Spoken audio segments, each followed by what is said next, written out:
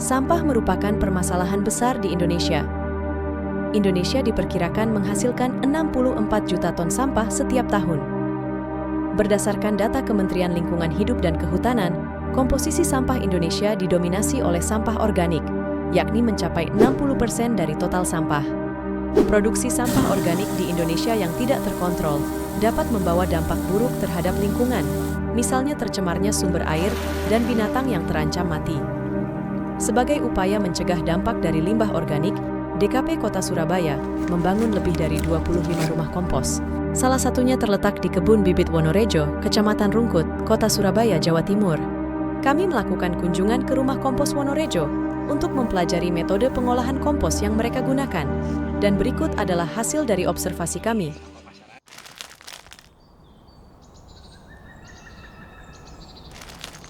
Rumah kompos Wonorejo menampung sampah organik yang berasal dari sampah pasar, sampah taman, dan sampah penyapuan jalan. Setelah sampah taman dan jalanan sampai di rumah kompos Wonorejo, sampah akan ditimbang oleh petugas dan dipisahkan antara ranting dan daun.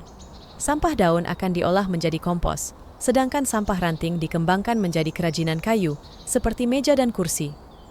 Pengolahan kompos dilakukan dengan cara menumpuk sampah daun dengan sampah pasar secara selang-seling. Kompos Wonorejo ini metodenya itu dengan sampah pasar. Karena kenapa? Sampah pasar itu banyak mengandung kadar airnya. Jadi kita nggak perlu menyiram. Volumenya di sini kan kapasitasnya kan cukup besar ya. Kita menggunakan bantuan alat berat ini, alat berat dengan cara membalik atau memindah.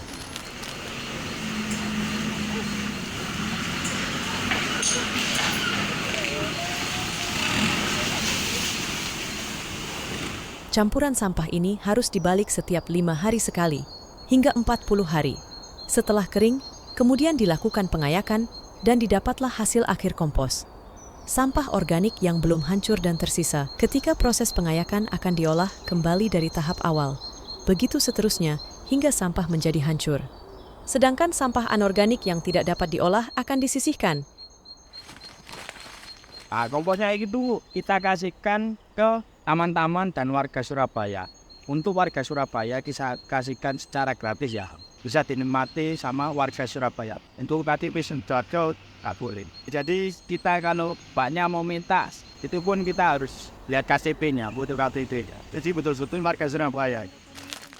Melakukan pengomposan merupakan salah satu cara cemerlang untuk mengubah sampah menjadi keuntungan yang dapat kita manfaatkan. Upaya pembuatan rumah kompos yang dibangun oleh DKP Kota Surabaya ini diharapkan mampu mengurangi jumlah limbah organik Kota Surabaya secara signifikan.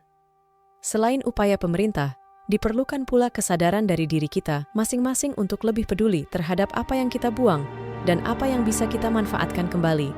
Kami harap rumah kompos ini dapat menjadi inspirasi bagi masyarakat untuk dapat melakukan pengomposan secara mandiri, atau setidaknya dapat membuat kita menjadi lebih peduli dengan lingkungan yang kita huni.